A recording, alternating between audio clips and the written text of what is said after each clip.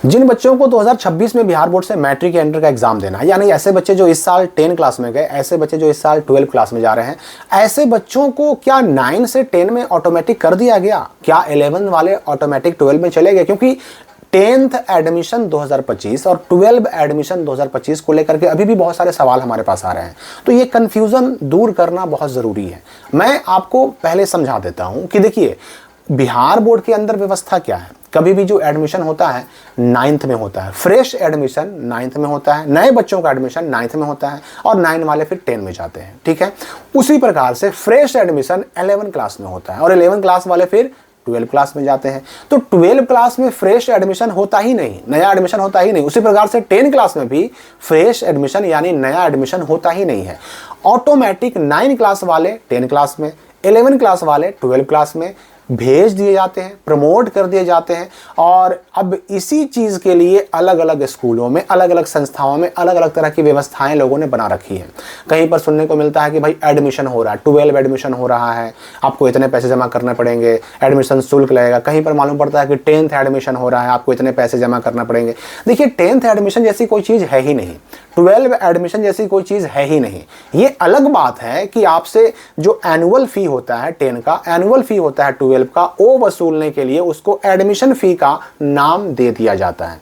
तो एनुअल फी तो आपको ऐसे भी जमा करना है, अब चाहे एडमिशन फी के नाम पे करें या फिर उसको एनुअल फी के नाम पे करें, एडमिशन के टाइम पर करें या आगे एग्जाम फॉर्म भरने के टाइम पे करें, जमा तो करना ही करना है। लेकिन यहां पर यह भी ध्यान देना है कि एडमिशन के नाम पर ऐसा ना हो कि अलग से एडमिशन के नाम पर भी पैसे ले लिए जाएं और फिर बाद में एनुअल फी के नाम पर भी पैसे ले लिए जाएं। तो एडमिशन जैसी कोई चीज नहीं होती, ठीक है। आपका यह समझना जरूरी है कि बस 9 वाले बच्चे, उनका 9th के रजिस्टर से नाम 10th के रजिस्टर पर लिख देना होता है और 11th वाले बच्चों का नाम 12 के रजिस्टर पे लिख देना होता है। बस यही इनके क्लास अपग्रेड करने की प्रक्रिया है।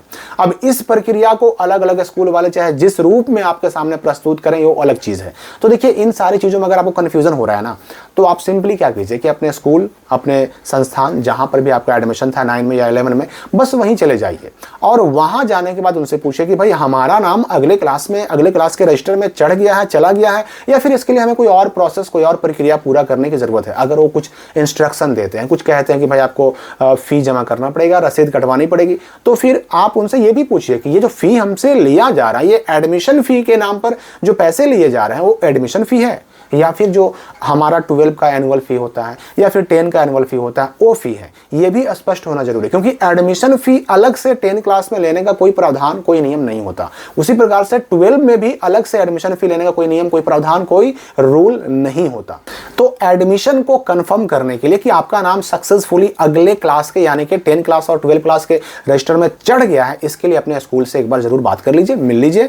जो भी व्यवस्था वहां, जो भी वहां के टीचर आपको गाइडलाइन दे, उनको फॉलो कीजिए। हाँ, ये जरूर रहे याद कि अगर अवैध वसूली हो रही है तो उसकी शिकायत भी कीजिए। बिहार के शिक्षा विभाग ने लगातार अलग अलग तरह कई सारे नंबर जारी किए हैं, उन सारे नंबर्स पर आप शिकायत कर सकते हैं। यहाँ पर भी नंबर मैंने शो कर दिया, इस पर भी आप शिकायत कर सकते हैं, टोल फ्री नंबर है। अब यहाँ पर देखिए, एक चीज और कंफ्यूज करता है बच्चों को, रजिस्ट्रेशन। कई बच्चों के कमेंट हमारे वीडियो में आए भी थे कि हमारा 12 का रजिस्ट्रेशन हो रहा है। देखिए, ये भी मैं स्पष्ट कर दूं, रजिस्ट्रेशन एक ही बार होता है, एक स्टूडेंट का रजिस्ट्रेशन एक ही बार होता है। अब जिन्होंने 9 में रजिस्ट्रेशन करा लिया, 10 में रजिस्ट्रेशन नहीं होगा। जिन्होंने 11 में रजिस्ट्रेशन करा लिया, उनका 12 में रजिस्ट्रेशन होगा ही नहीं। जब रजिस्ट्रेशन होता ही एक बार है, तो फिर आपसे रजिस्ट्रेशन के नाम पर हो सकता है कि सिर्फ पैसे लिए जा रहे हो, ये भी आपको समझना पड़ेगा। जिस बच्चे का एक बार रजिस्ट्रेशन हो जाता है, और जनरली आपको पता ही है 9 वालों का 9 में एडमिशन होने के बाद रजिस्ट्रेशन हो जाता है, 11th वालों का 11 में एडमिशन होने के बाद 11 क्लास में रहते हुए ही रजिस्ट्रेशन भी हो जाता है। और जब ये बच्चे 9 से 10 में जाते हैं या 11 से 12 में जाते हैं, तो फिर रजिस्ट्रेशन नहीं होता। स्कूल वाले चाहे तो भी नहीं कर सकते, क्योंकि एक ही बार होने का नियम ही है, दोबारा से होगा ही नहीं ना, संभव ही नहीं है। अब जब रजिस्ट्रेशन एक बार होता है, तो फिर आपसे रजिस्ट्रेशन के नाम पर पैसे लिए जाने का मतलब है कि अवैध वसूली हो रही है।